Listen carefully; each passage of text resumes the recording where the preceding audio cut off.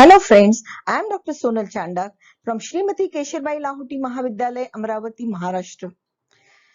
As we know that in any manufacturing concern, there are three basic important costs which are incurred.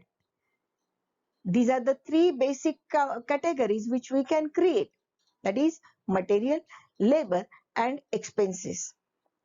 However, on these three different expenses, we are going to consider the first one, that is material, in this particular presentation.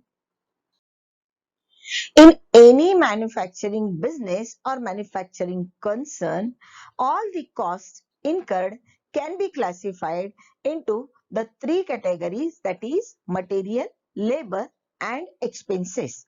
Material means all kinds of material used in the production of a product or a service.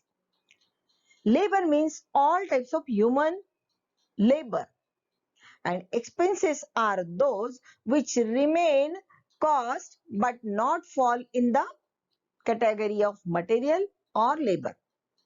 Means all those expenses which do not fall under the material cost category or labor cost category are treated to be the expenses. Friends, of these three, that is material, labor and expenses, in this presentation we are going to discuss only on first one, that is material and material cost. In this slide, we are going to discuss on two important aspects, that is one is material and the other is material cost. The material here means all kinds of material which are used to produce a product or service. The material may be the basic raw material and all other materials such as components, fuel, lubricant, packing material, other consumables, etc. Normally, the direct material is confused with the material, but material here includes both direct and indirect material. Now, the second term, that is material cost. What do we mean by material cost? Material cost means the cost of acquiring the material.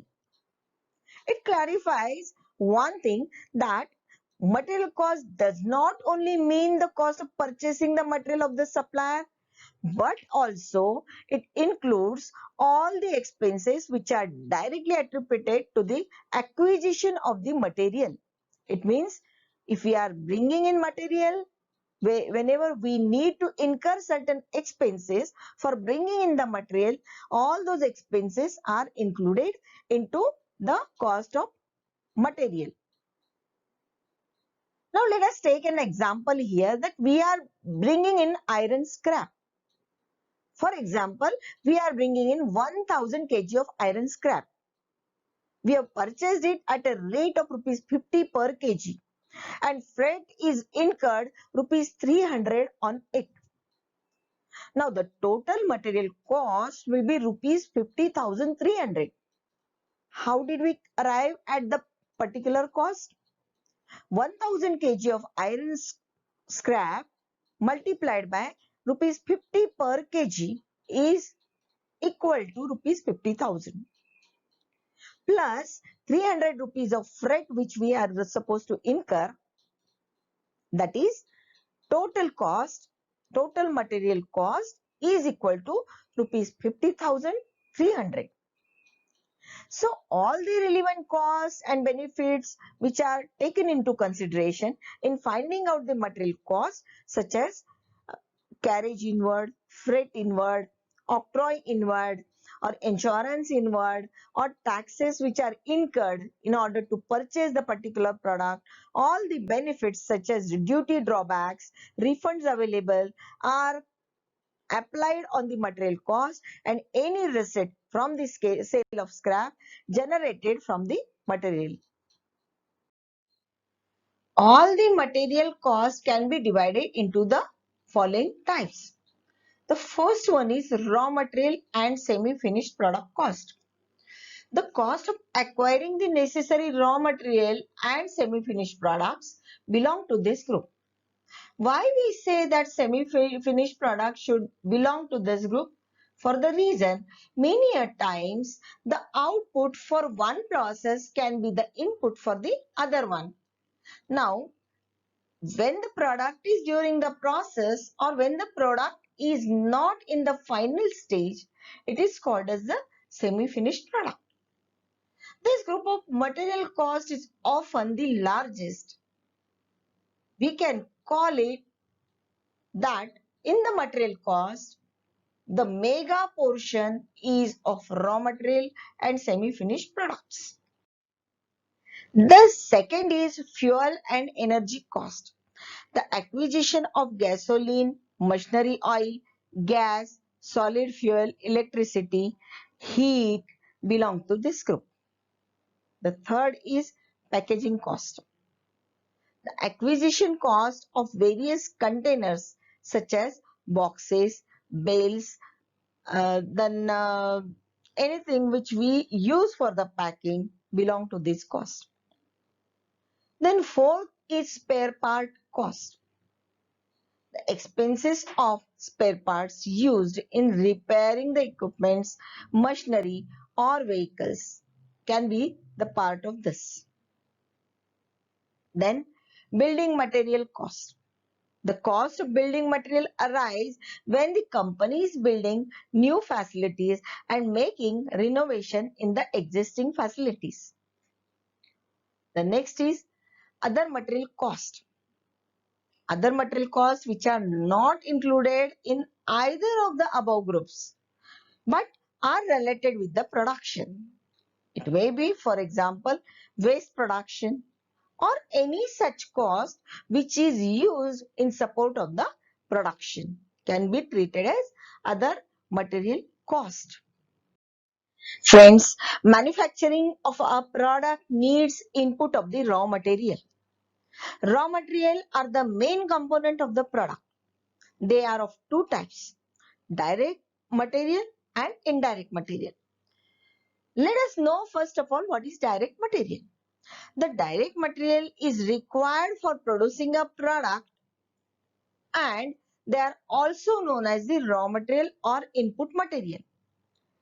The direct raw material constitutes the main component or main part of the finished product. It is identified in terms of cost per unit of output. The direct material comprises of materials which can be directly related to or identified with cost center or cost unit. In other words, these are the items which form the part of the product itself. Say for example, cotton used for spinning the cotton yarn. Cotton yarn used in weaving the cotton textile. The cotton textile used for as an input for the garment industry. Wood used in the furniture. The leather used in making the shoes. Bricks and cement used in the construction of a building. Sugarcane used for sugar mills or jaggery mills. These are some examples of direct raw material.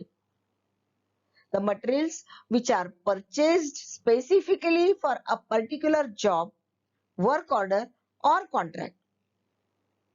Finished product of a particular process which forms the raw material for the succeeding process. For example, as we have rightly discussed, cost of yarn transferred from the spinning to weaving process. From weaving to the ready-made garment industry, etc. Let us speak something about the indirect material now. The material that cannot be formed as the main part of the finished product. They are known as indirect material. Such materials cannot be easily identified with the product. You cannot visualize, you cannot see. The indirect material comprises of the materials which cannot be allocated but can be apportioned to or absorbed by the cost center or cost unit. Say for example, cotton waste for cleaning the machinery, nails used in the furniture industry, threads used in the garment industry, lubricants used in the oiling of the machinery, diesel oil for generating the power, etc. Materials which are used in a very small quantity that it is not possible to ascertain their per unit cost even exactly. Say for example, the cost of thread used in the ready-made industry, or cost of thread and nails used in the shoe making industry. Friends, the material should be identified as direct and indirect material, as while preparing the statement of cost, we have to bifurcate, we have to isolate, and we have to identify the prime cost and factory overheads. The prime cost has to be the major portion in the production. The prime cost includes the direct material, whereas factory overheads, which is the part of factory cost, includes indirect material and work in progress or work in process. And these are required to be bifurcated in the right manner so that we are in a position to identify as to what is the percentage of the cost included in the production, cost of production. Friends, I am sure we are in a position to understand what is material, what is direct material, what is indirect material, what is the direct material cost, what is the indirect material cost, what is the importance of these costs in the statement of cost. In the upcoming presentation, we are going to know about something about the inventory and stores requirement. Thank you.